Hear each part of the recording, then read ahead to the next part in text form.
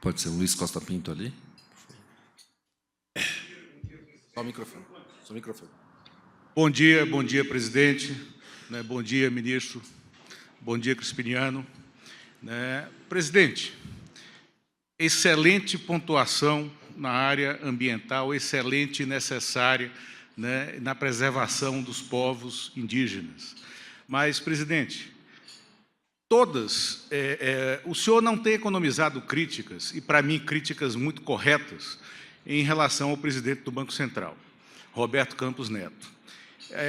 Em suas palavras, ele não dialoga com o novo governo, e pior que isso, ele sabota a política macroeconômica que o senhor vem implantando, a política para médio e longo prazo, com redução sustentável da taxa de juros e estabelecimento de uma meta real e crível de inflação.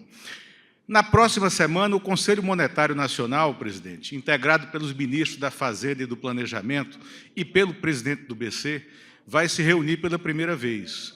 E pela Lei Complementar 179, que deu autonomia ao Banco Central, o Conselho Monetário pode pedir a exoneração de Campos Neto por incompetência e por sabotagem.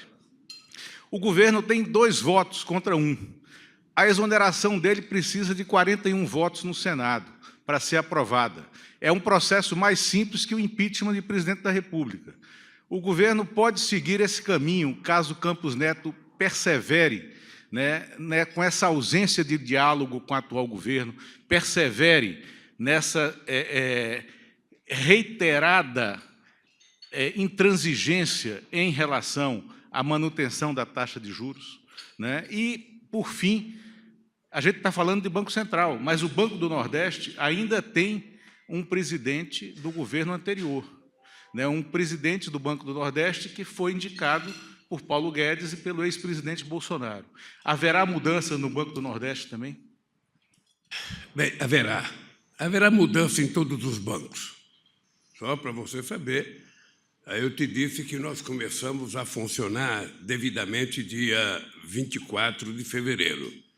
Nós vamos mudar toda a direção de todos os bancos, porque nós já indicamos a Luiz Mercadante para o BNDES, a Maria Rita para a Caixa Econômica Federal, indicamos a companheira do Banco do Brasil, vamos indicar do BASA e do Banco do Nordeste.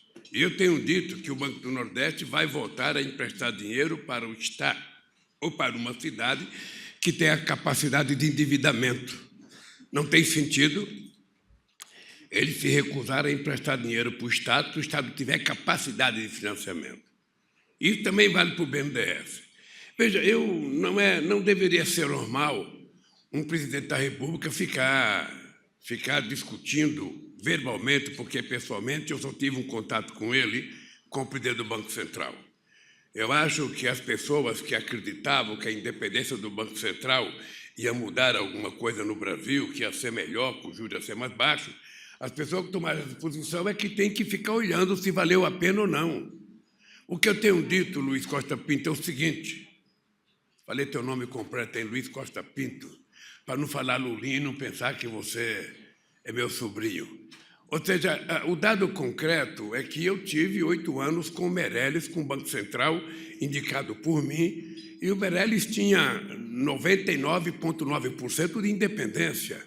Porque se o governo não tiver, condições de discutir a taxa de juros, se o governo não tiver condições de discutir a taxa da inflação, se o governo não tiver que discutir a questão do emprego, porque não é só a meta de inflação, tem que ter uma meta de crescimento, tem que ter uma meta de geração de emprego, porque senão fica uma coisa, um ser humano com uma perna só, um membro só. Não, era preciso que houvesse mais complexidade e apuração. Eu não discuto com o presidente do Banco Central. Eu fiz 2 críticas à imprensa. Ele deve explicações, não a mim, ele deve explicações ao Congresso Nacional, a quem o indicou. É verdade que nós temos 2 pessoas no Conselho Monetário Nacional e tem mais gente para a gente indicar no Banco Central. Eu espero que o Haddad esteja vendo, esteja acompanhando, esteja cioso do que tem que fazer. Eu acho, não é prudente. Eu, quando era presidente da outra vez, eu tinha o Zé Alencar para fazer as críticas à política de juros, ou seja, agora sou eu mesmo que faço. Ou seja, eu até ontem fiz uma convocação aos empresários, porque Eu convivi com o Antônio Emílio de Moraes, que era o empresário que mais criticava a taxa de juros nesse país. Ninguém criticava mais a taxa de juros que o Antônio Emílio de Moraes. Só o Zé Alencar, quando era meu vice. Sabe? Então é o seguinte, não é possível que a gente queira que esse país volte a crescer com uma taxa de juros de 3,75%. Nós não temos inflação de demanda.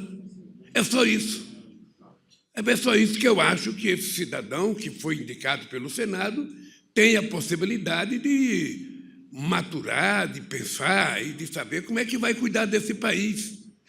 Porque ele tem muita responsabilidade. Ele tem mais responsabilidade do que o Meirelles tinha no meu tempo. Porque naquele tempo, como o Meirelles era do Banco Central, era fácil jogar a culpa no presidente da República. Agora não. Agora a culpa é do Banco Central, porque o presidente não pode trocar o Banco Central, é o Senado que pode mexer ou não. De qualquer forma, como eu não conheço o presidente do Banco Central bem, eu tive uma única vez com ele, eu sempre parto do pressuposto de que as pessoas estão com boa fé, de que as pessoas estão com boa vontade, de que ele quer acertar, de que ele quer consertar a economia brasileira, de que a economia precisa voltar a crescer, e para a economia voltar a crescer é preciso que os juros sejam, acessíveis pela parte dos investidores brasileiros. Então é isso só que eu espero. Eu espero que o Haddad esteja acompanhando, que a Simone esteja acompanhando, sabe? E espero que ele próprio esteja acompanhando a situação do Brasil. A previsão do FMI é que nós vamos ter um crescimento muito pífio esse ano. E esse país não pode continuar tendo crescimento pífio, porque esse país precisa gerar emprego. Esse país tem que acabar com a fome de 33 milhões de pessoas. Esse país precisa criar emprego formal. Esse país precisa atualizar a relação trabalho e capital, inclusive com as empresas, sabe, que fazem trabalho de prestação de serviço. As empresas de aplicativo, nós precisamos regular uma nova relação com o mercado capital e trabalho, porque senão os trabalhadores estão se colocando quase que como escravo. Ele só vai perceber isso quando ele quebra o carro dele, que ele está no Uber, que quebra a motocicleta dele, que ele está entregando comida, ou quebra a bicicleta dele, ele vai perceber que ele é uma pessoa que não tem nenhuma proteção do Estado brasileiro. E eu acho que o Estado brasileiro tem que garantir proteção a essa gente. Eu tenho dito também, Lulinha, que nós precisamos ter alguma responsabilidade.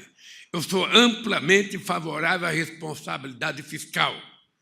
E vocês sabem que nos meus 8 anos de mandato, eu fui o presidente que mais fiz superávit primário.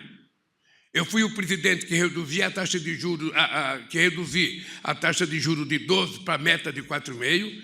Nós fomos o governo que conseguimos reduzir a dívida pública interna de 60,7, sabe, para 37,7. E nós fomos o governo que fizemos a reserva que o Brasil jamais tinha pensado que ia ter reserva. Agora já estão gastando, inclusive, dólar. A gente já não tem mais 370, está com 324. E eu acho que a reserva é um colchão de sustentabilidade para esse país. Então, da mesma forma que eu acho que a gente tem credibilidade, estabilidade e previsibilidade, a gente tem que ter responsabilidade fiscal, responsabilidade política, responsabilidade econômica e responsabilidade social. E em todas essas coisas que nós precisamos ter, a mais grave de todas é a social, porque é a única que a gente sobe um degrau, depois a gente cai 10, sobe um degrau, depois a gente cai 10, sobe um degrau, depois a gente cai 10. Não é possível, não é possível. Então, no meu governo, a gente vai levar muito a sério essa questão do crescimento econômico. Eu estou apenas começando, sabe, mas eu estou levando muito a sério porque eu sei o que foi feito no primeiro mandato e eu não quero fazer menos no segundo mandato. E vamos ver como é que o Banco Central se comporta. Eu também só tenho medo de convivência com ele. Ele teve não sei quantos anos de convivência com o Guedes. Eu acho que o Senado tem que ficar vigilante, porque eu lembro quantas críticas eu recebia da Fiesp toda vez que aumentava a taxa de juros. Eu lembro quantas críticas eu recebia do movimento sindical quando aumentava a taxa de juros. Eu lembro quantos senadores faziam um discurso contra mim pelo aumento da taxa de juros. Eles agora não têm mais que cobrar do presidente da República. Eles têm que cobrar deles. E eles podem. É isso que eu espero. É isso que eu espero. Estou muito tranquilo, eu não quero confusão. A única coisa que eu quero é que esse país volte à normalidade, esse país volte a crescer, volte a gerar emprego, volte a distribuir renda. É isso que eu quero. Se isso acontecer, eu estou feliz.